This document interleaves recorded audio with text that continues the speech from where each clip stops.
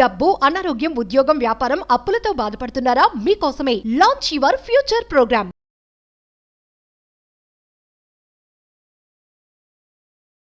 నమస్కారం అర్చన గారు. నమస్తే సిరి.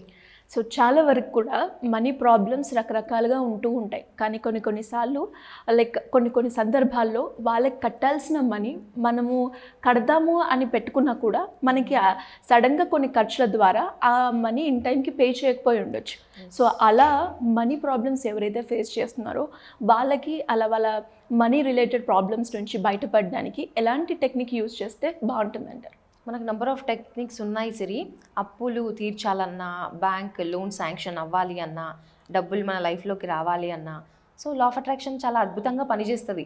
అది ఎవ్రీథింగ్ ఈజ్ మన మైండ్ సెటే అండి. మనం ఏ విధంగా ఆలోచిస్తూ ఉన్నామో అదే విధంగా మనకి రిజల్ట్ వస్తూ ఉంటుంది. యద్భావం తద్భవతి అని చెప్తూ ఉంటాం కదా.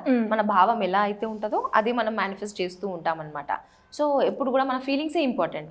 మనకి ఏదైనా ప్రాబ్లం వచ్చింది అనుకోండి, అబ్బా నాకెందుకు ఇలా జరుగుతుంది, నాకే ఎందుకు ఇలా జరగాలి, why God only why me అని చెప్పేసి మనం ప్రశ్నిస్తూ ఉంటాం భగవంతుడిని కూడా. నాకే ఇచ్చాడు కష్టాలు అనే విధంగా బ్లేమ్ చేస్తూ ఉంటాం కదా. ప్రతి ఒక్కరిని కూడా వాళ్ళు డబ్బులు ఇవ్వట్లేదు అని వాళ్ళనే అంటూ ఉంటాం. సో ఎప్పుడు కూడా మనం రెస్పాన్సిబిలిటీ తీసుకోవాలి. సో నా వల్లనే ఈ స్థితి నేను చూడాల్సి వస్తుంది, అది దానికి నేనే రెస్పాన్సిబుల్ అని చెప్పేసి అర్థం చేసుకోవాలి మనం.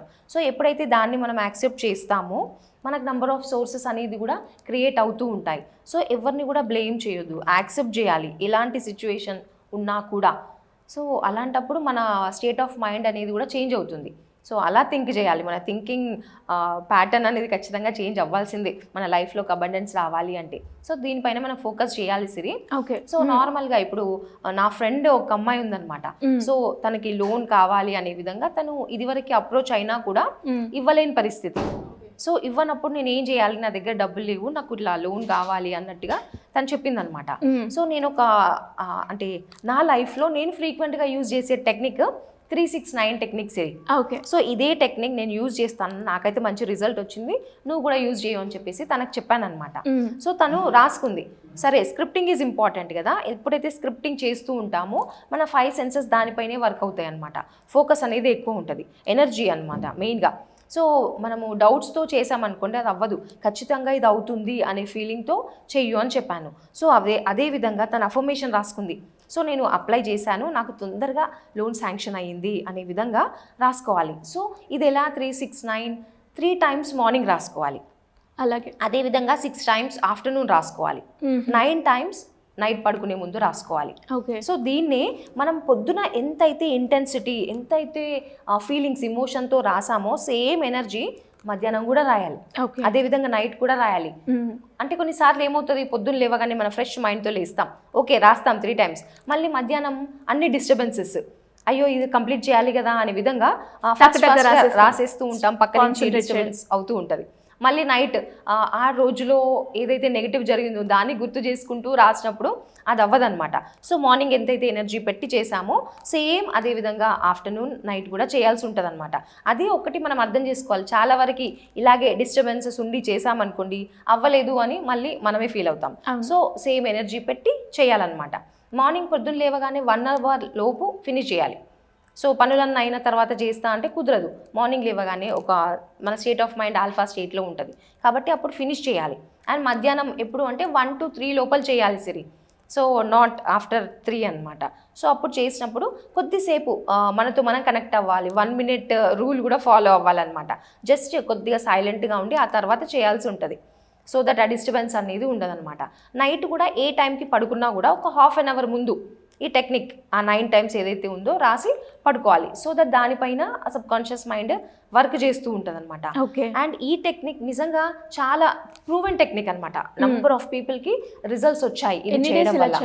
అర్చన గారు, ఇది మనం ఎలా అంటే 18 days అయినా 21 days అయినా చేయాలి. అంటే 3, 6, 9 సో 18 వస్తుంది కదా.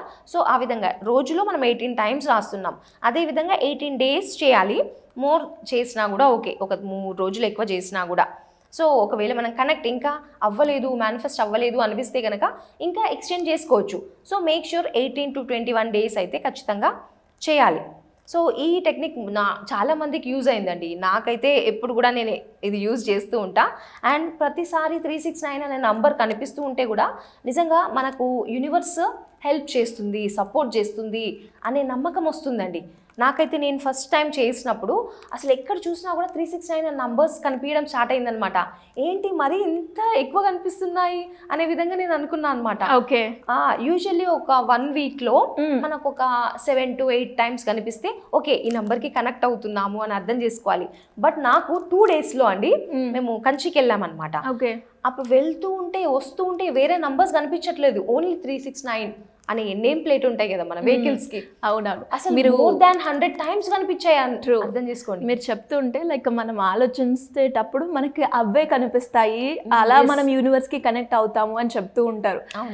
అదే ఇక్కడ ఎగ్జాక్ట్లీ. కొంతమంది అనుకుంటూ ఉంటారు జస్ట్ ఏ కోఇన్సిడెన్స్ అనుకుంటారు, కానీ ఇట్స్ ఎ మీనింగ్ఫుల్ కోఇన్సిడెన్స్ అని మనం అర్థం చేసుకోవాలి. సో మీ డిజైర్ ఏదైతే ఉందో మేనిఫెస్ట్ అవుతుంది అని చెప్పడానికి కనిపిస్తున్న సిగ్నల్ అనమాట మనకి పంపించడం. అండ్ అదేవిధంగా అక్కడికి వెళ్ళినప్పుడు సిరి ఎప్పుడు కూడా హోటల్లో మనం రూమ్ తీసుకుంటాం కదా, అలా వెళ్ళినప్పుడు కీస్ పైన నంబర్ ఉంటుందని కూడా అంత ముందు నాకు తెలియదు.